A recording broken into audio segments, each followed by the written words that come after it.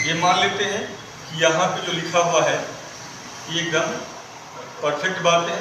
आमतौर से सभी बच्चों के लिए यही बातें लागू होता है, ठीक है। क्या पढ़ें और क्या छोड़ें, ये एक बड़ा समस्या है। कैसे लिखें या कैसे नोट्स बनाएं, मेंस के लिए हो या प्री के लिए हो।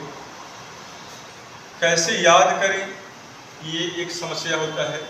कितना पढ़ें और कब पास होंगे, है ना। कितना पढ़ें और कब पास होंगे, या करेंट वर्सेस जो परंपरागत है, इसमें से किस पे ज़्यादा हम फोकस करें और उसके लिए हमारा स्रोत क्या होना चाहिए, और प्री के लिए क्या करें, और मुख्य परीक्षा का रणनीति कैसे बनाएं ताकि हम दोनों में हमारा रिजल्ट अपेक्षित जो परिणाम है वो परिणाम हमको मिल सके। बस इतना ही दुख है। एक एक करके हम लोग सब पे बात करेंगे। क्या पढ़ें और क्या छोड़ें, ये तय कैसे करें। इसको तय करने का एक आधार है, एक एग्जाम की तैयारी करो, ठीक है ना, जिसका नाम है यूपीएससी, या अगर आप कोई पीसीएस देते हैं तो उसी एग्जाम का, चाहे बीपीएससी दो, आरएस दो, यूपीपीसीएस दो, जो भी एग्जाम देते हो, तो आप हमेशा हर बार एक बात याद रखना कि जब भी एग्जाम दो, एक एग्जाम दो, उस एग्जाम का प्रीवियस ईयर क्वेश्चन बैंक देखो।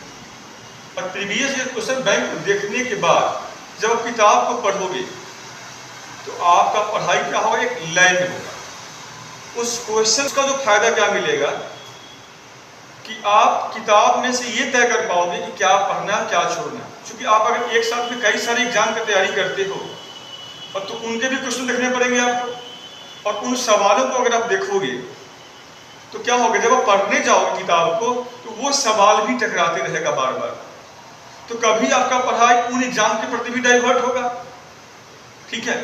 तो इसलिए मैंने कहा कि एक बार भी जब आप एक एग्जाम की तैयारी करते हो और उसी का प्रीवियस ईयर पेपर देखोगे और फिर किताब को पढ़ोगे तो आपका पढ़ाई जो होगा एकदम ऑन ट्रैक होगा, कभी भी डी ट्रैक या डीरेल नहीं होगा।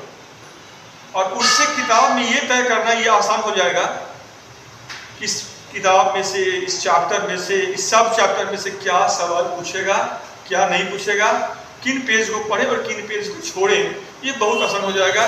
किसी भी किताब का जो मोटाई होगा वो कम से कम ऐसा करने से आधा वजन तो कम हो ही जाता है।